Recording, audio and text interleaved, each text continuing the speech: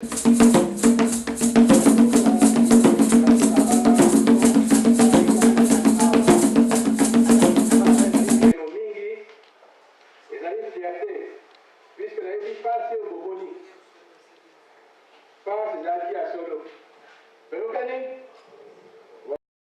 homme, c'est un homme magnifique. Je l'appelle le président magnifique. Cet homme, c'est un homme qui fait un travail de fourmi. Pourquoi un travail de fourmi? Parce que quand il travaille, on ne le voit pas. Mais on voit seulement l'impact de son travail. C'est un homme qui a des valeurs et des vertus. C'est un homme qui est humble, social. Il a une forte capacité d'écoute. Il est toujours disponible. Il est serviable. Cet homme, il a le souci de son pays. Il s'investit. Cet homme, c'est un homme qui a tellement de qualités que j'aimerais seulement vous dire que c'est un don que Dieu nous a donné. Il y a des dons comme valeur spirituelle. Il y a des hommes qui sont des dons que Dieu a donnés. Qui s'appelle Aprodec. Et cet homme répond au nom de M. Kalombo Benjamin, que je passe la parole.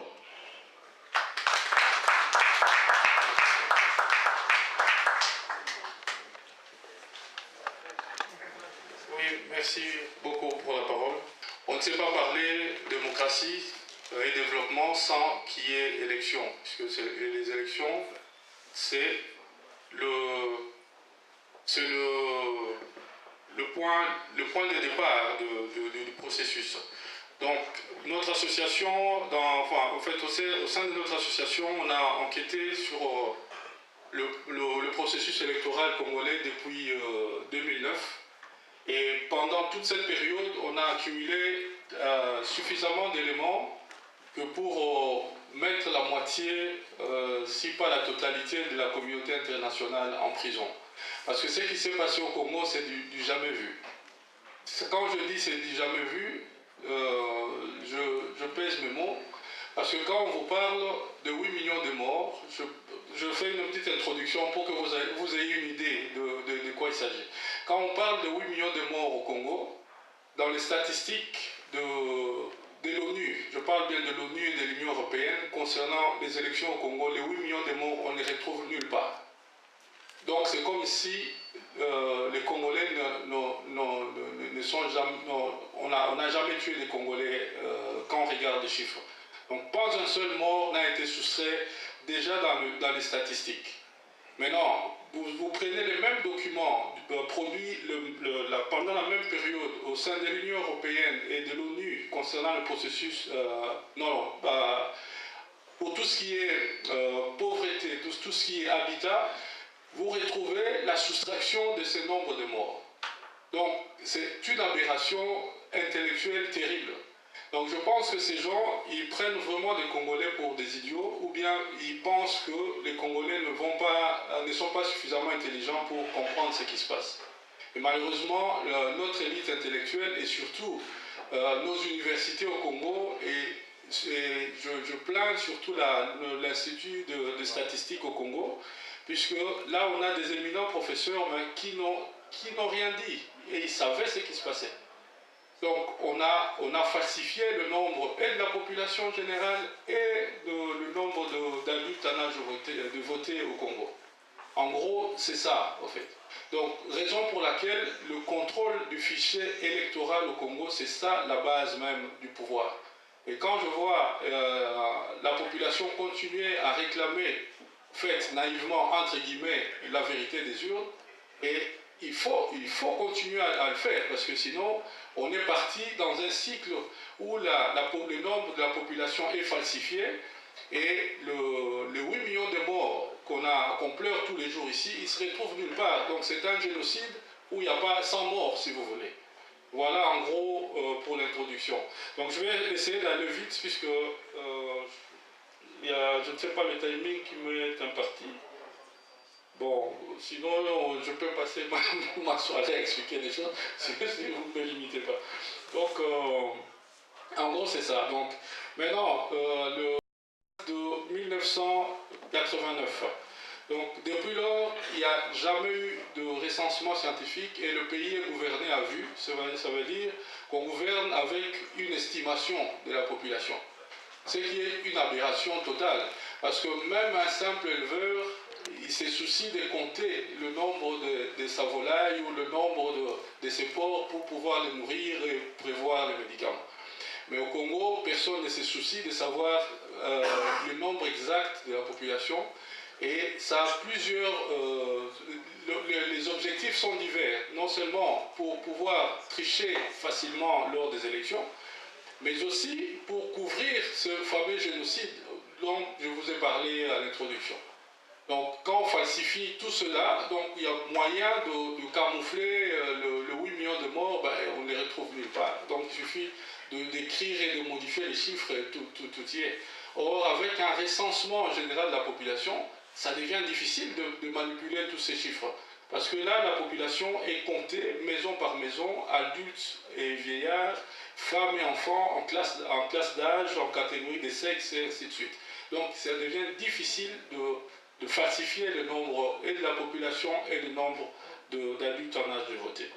Donc voilà en gros pour ce qui est cette problématique de recensement, qui était un des points fondamentaux du dialogue intercongolais de 2003.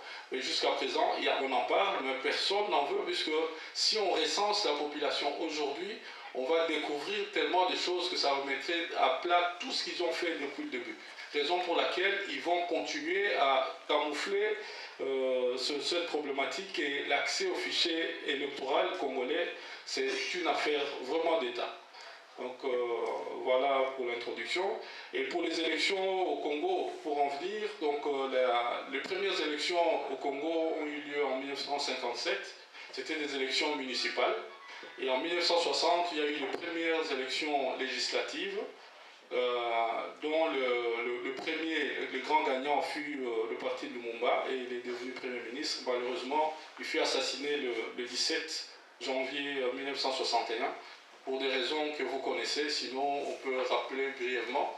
Quand les colons belges sont partis avec tout le trésor public, ils ne lui ont rien laissé du tout.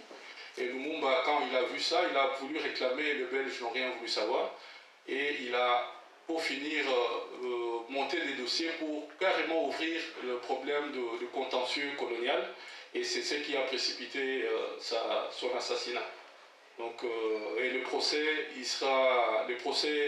de la mort, de l'assassinat de Lumumba, on aura la chance de le vivre ici en Belgique, et j'invite en tout cas les Congolais à nous joindre, parce que la PRODEC s'apprête à faire une intervention, sinon à se porter partie civile dans ces dossiers. Et ça fera partie d'une série d'actions qu'on pourra mener, notamment pour réclamer carrément l'ouverture de ce contentieux belgo-congolais, mais sous un autre angle, parce qu'on est tous ici des descendants des mains coupées, n'est-ce pas? Donc, on a droit de demander des comptes au pouvoir colonial, comme le font en France les Français d'outre-mer. Donc voilà, en gros, enfin pas que les Français d'outre-mer, il y a certains pays ressortissants d'autres pays qui montent aussi des dossiers pour que le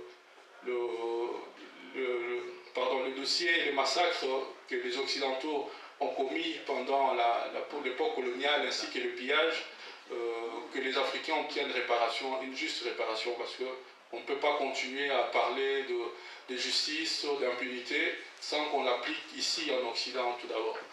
Voilà. Donc maintenant, pour poursuivre un peu dans l'historique, et en 1965, il y a eu le coup d'État de Joseph Désiré Mobutu.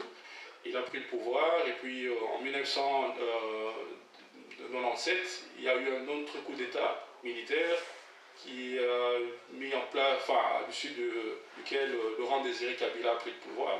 Et en 2001, il fut assassiné, et son fils adoptif Hippolyte Kanambe a repris le règne du pouvoir. Jusqu'à présent, il est toujours là. Donc il y a eu les premières élections législatives sous Hippolyte Kanambe en 2006. Donc la suite, vous la connaissez. Donc Joseph Kabila, entre guillemets, il fut élu grâce à une fraude massive. Mais cette fraude-là, elle était bien contrôlée parce qu'elle était plus subtile que maintenant.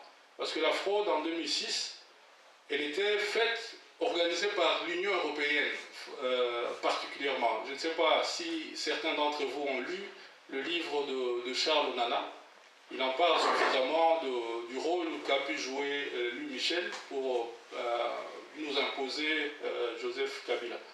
Donc, vous connaissez la suite. Les élections en 2006 se sont déroulées de manière très chahutée. Et tout était prévu que Kabila passe au premier tour. Donc, c'était difficile de tricher avec le nombre de candidats qu'il y avait. Et surtout que les élections au Congo, c'est des élections où les affinités tribales priment plus qu'autre chose, que des affinités idéologiques. Donc c'était impossible de faire gagner Kabila au premier tour. Raison pour laquelle Maluma, ne sachant quoi faire, il a dû fuir. Vous vous rappelez, il a été amené au centre Nganda, je crois, dans une escorte blindée de la MONUC à l'époque pour pouvoir proclamer les résultats de premier tour. Donc il était menacé par Kabila lui-même. Et 2 jours après, vous savez ce qui s'est passé autour de la résidence de Jean-Pierre Bemba, justement. Donc, où il y a eu les membres de SIAT qui étaient à sa résidence pour lui demander en fait de ne pas accepter d'aller au deuxième tour, d'être vice-président ou quelque chose comme ça, mais pas qu'il y ait de deuxième tour. Raison pour laquelle il y a eu ce cinéma-là de tirer sur sa résidence.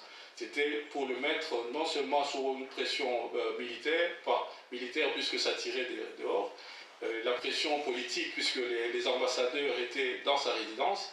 Et puis ça, pendant nos enquêtes, on a trouvé que dans sa résidence, il y avait des membres de la CPI qui le menaçaient déjà de l'arrêter alors qu'il n'y avait pas encore d'enquête officielle ouverte. Et on a les noms de membres de la CPI qui étaient dans sa résidence pour le menacer. Et leur dossier est en train d'être bien peaufiné pour qu'il y ait des procès contre tous ces gens-là du bureau de la CPI, particulièrement du bureau du procureur. Donc voilà pour un peu l'historique. Et il y a eu par après, la résidence de Jean-Pierre Bemba a été encore attaquée une deuxième fois au mois de mars 2007. Là, c'était carrément avec des coups de canon et sous couvert toujours de l'ONU. Donc, pour comprendre les enjeux qu'il y a autour de notre pays, voir comment tout le monde se mobilise pour commettre des crimes en pleine capitale. Et vous vous souviendrez que l'Union européenne avait envoyé, je crois, 1500 commandos, soi-disant, pour sécuriser les élections au Congo. En fait, ce n'était pas du tout pour sécuriser les élections. Leur mission était claire, donc abattre ou arrêter Jean-Pierre. Voilà un peu pour aller vite là-dessus. On a des dossiers, on a des témoignages de militaires, particulièrement des militaires allemands, qui n'étaient pas du tout d'accord de ce qui se passait, puisque tout était piloté par les Français particulièrement. Donc, vous verrez la suite, puisqu'il y aura des suites judiciaires sur tout ce que je suis en train de dire ici. Donc c'est juste pour que vous ayez une idée du niveau de l'implication de la communauté internationale dans l'impunité au Congo. Donc il n'y a rien qui tient entre les discours officiels et ce qui se passe en réalité. Voilà. Donc maintenant on arrive aux élections de 2011 où la fraude a été massive puisque comme la communauté internationale savait que c'était difficile de répéter l'exploit qu'ils avaient fait en 2006, ils se sont mis un peu à l'écart. Ils n'ont pas voulu s'afficher ouvertement, mais dans les coulisses, il y avait plein d'experts électoraux occidentaux qui ont travaillé pour falsifier carrément les résultats de vote. Donc voilà quelques illustrations, enfin oui, il n'y a pas de projection, je croyais que vous voyez derrière. Donc je vois ici Lumumba arrêté, Jean-Pierre, CPI, Tshisekedi sous escorte, enfin entouré par les militaires, notamment le général Bisséliman à l'aéroport. Et juste à côté, il y avait des convois de MONUSCO qui regardaient la scène en fait. Donc voilà. Donc, maintenant, en ce qui concerne les élections elles-mêmes, donc il y a d'abord le cadre juridique des élections où il n'y a rien qui a tenu, c'était l'illégalité totale. La promulgation de la loi et des annexes s'est faite d'une manière absolument anarchique. La modification de la Constitution, comme vous le savez, s'est faite à la Pyrrhus, donc on modifie les règles du jeu pendant la compétition et en violation totale de la loi et de la Constitution elle-même. Donc après, on a eu prolongation du mandat de la CI, alors que la CI devait disparaître, comme toutes les institutions d'appui démocratie, devait disparaître le 3 février 2007 à l'installation du nouveau Parlement. Mais Malumalu a continué à travailler comme si de rien n'était. Quand on a commencé à faire pression, c'est là qu'il a été à la Cour suprême pour demander la prolongation du mandat. Or, il n'en avait pas qualité ni compétence, puisque ce n'est pas à lui d'aller à la Cour suprême pour une telle question. Et ce n'est même pas à la Cour suprême de prolonger le mandat de la CI, parce que quand on prolonge le mandat de la CI, ça veut dire qu'on modifie la Constitution. Or, la Cour suprême, ce n'est pas son rôle. La Constitution n'est modifiable que par deux processus, soit le référendum ou bien le constituant dérivé s'est réuni en congrès, donc les deux chambres réunies. Or là, la Cour suprême elle-même s'est donné cette compétence en toute violation de la Constitution en RDC. Du coup, cet arrêt, l'arrêt de la Cour suprême qui prolonge le mandat de la CI, c'est un arrêt, c'est un faux en écriture qui ne peut pas résister à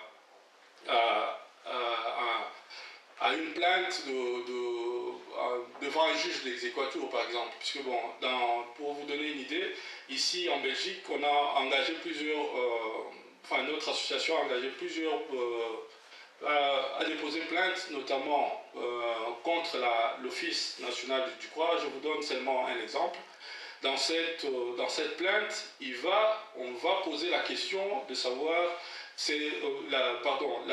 la légalité la constitutionnalité plutôt de cet arrêt-là va poser problème et on va l'amener devant un juge d'exéquatur ici.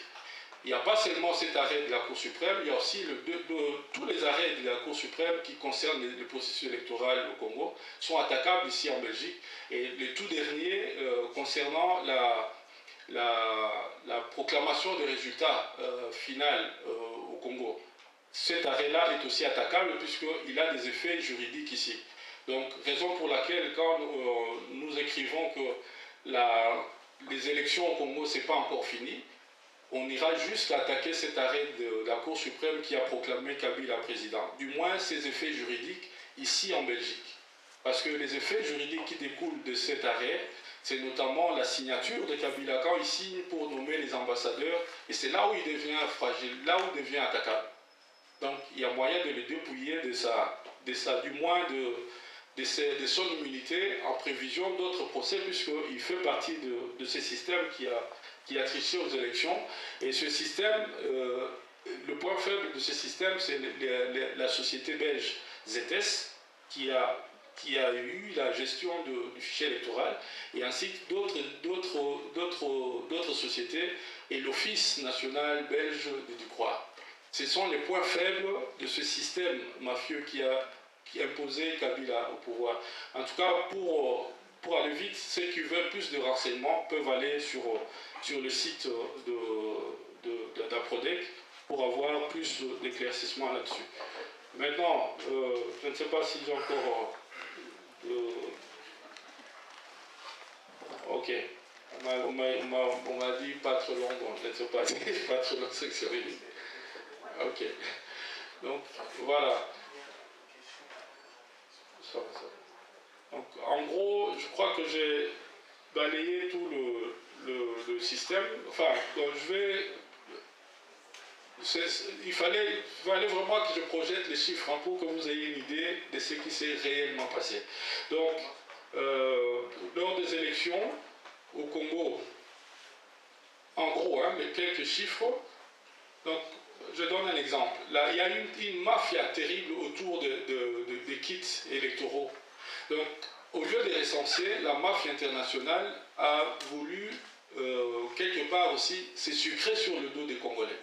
Donc, en 2005, ils avaient commandé 10 000 kits électoraux. Donc, c'est les fameuses machines où les Congolais ont été mettre leurs empreintes pour les identifier. Et ces machines ont coûté 44 millions de dollars. Maintenant, au lieu de les garder pour la suite, à défaut de faire un recensement, ils ont laissé certaines machines dans les coins les plus reculés pour n'en garder que 6 000.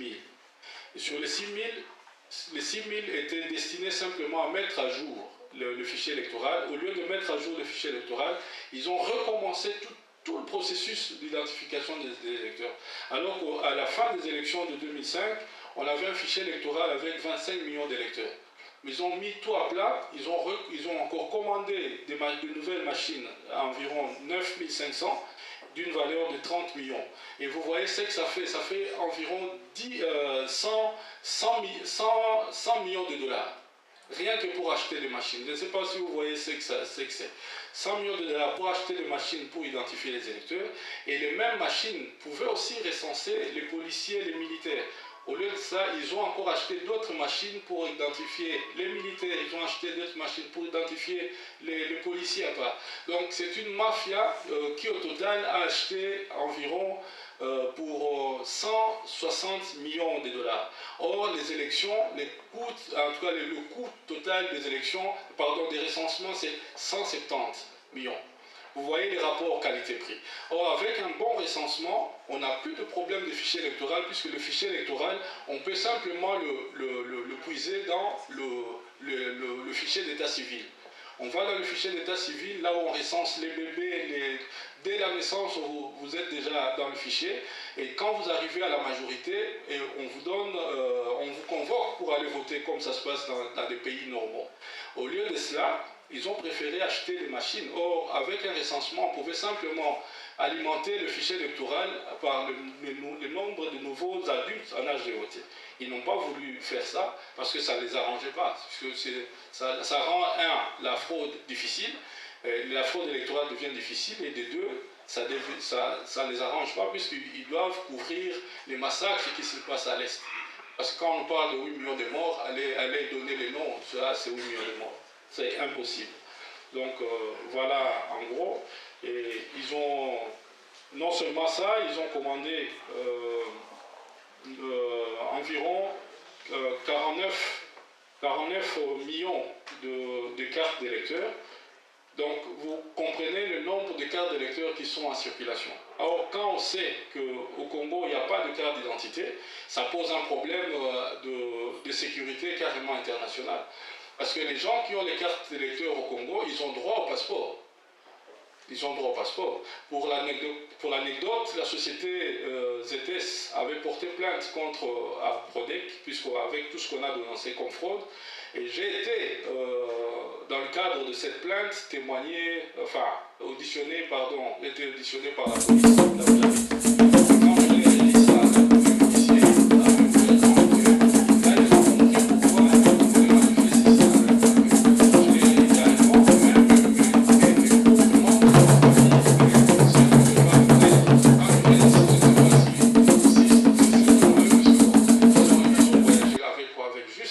La carte d'électeur qui n'a aucune valeur.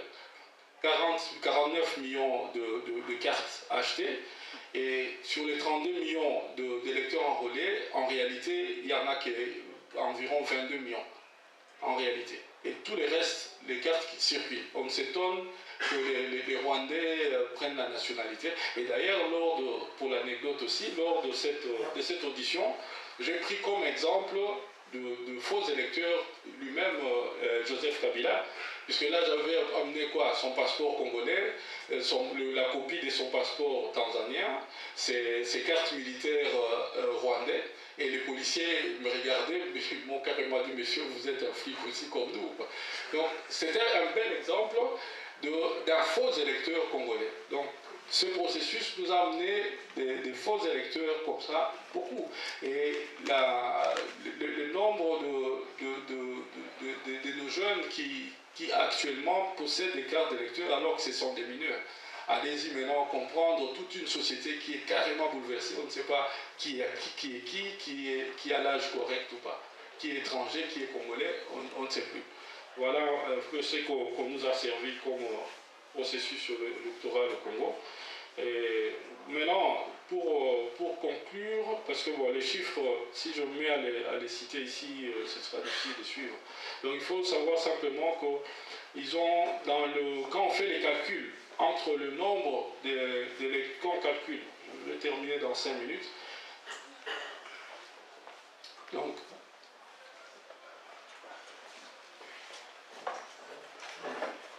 oui, donc, maintenant, quand on fait le calcul du nombre d'électeurs congolais, se basant sur le nombre de Congolais recensés en 1984,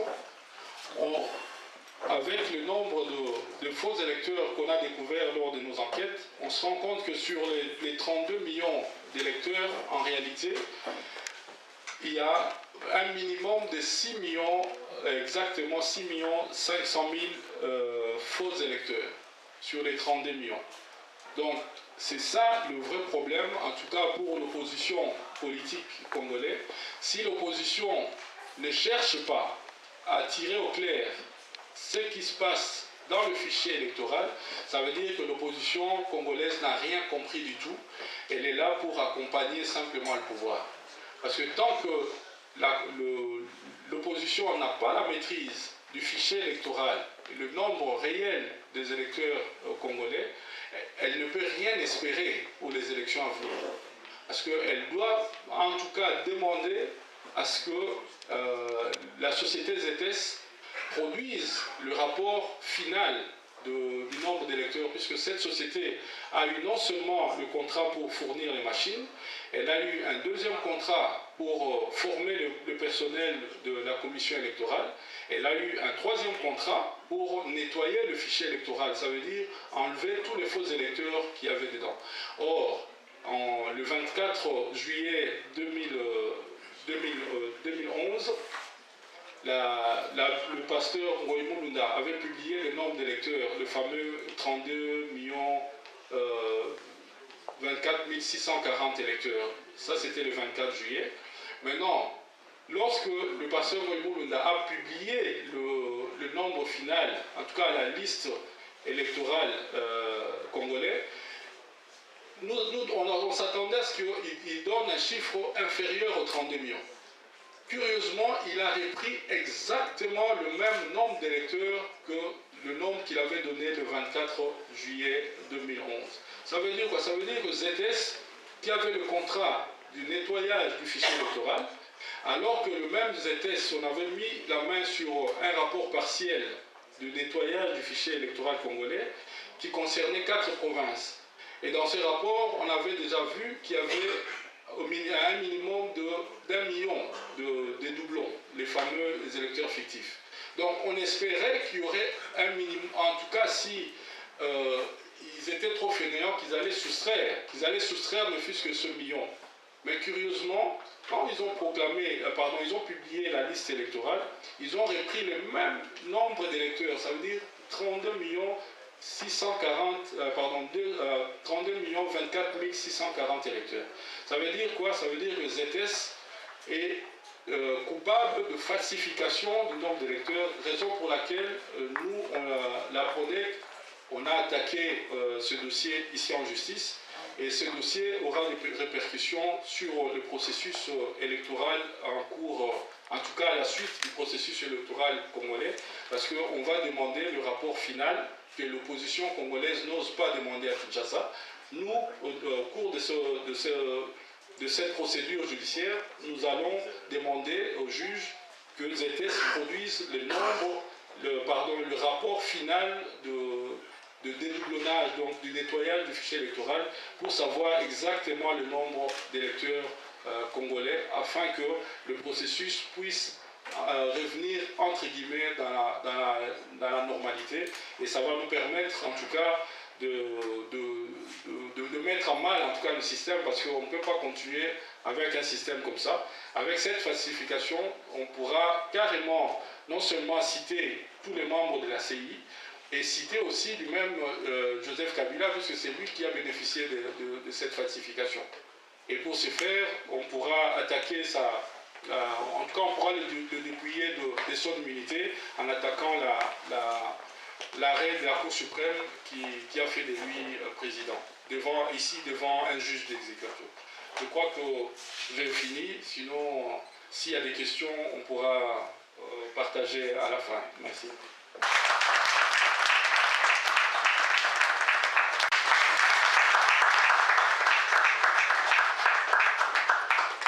Merci beaucoup, monsieur Kalombo. On a arrêté.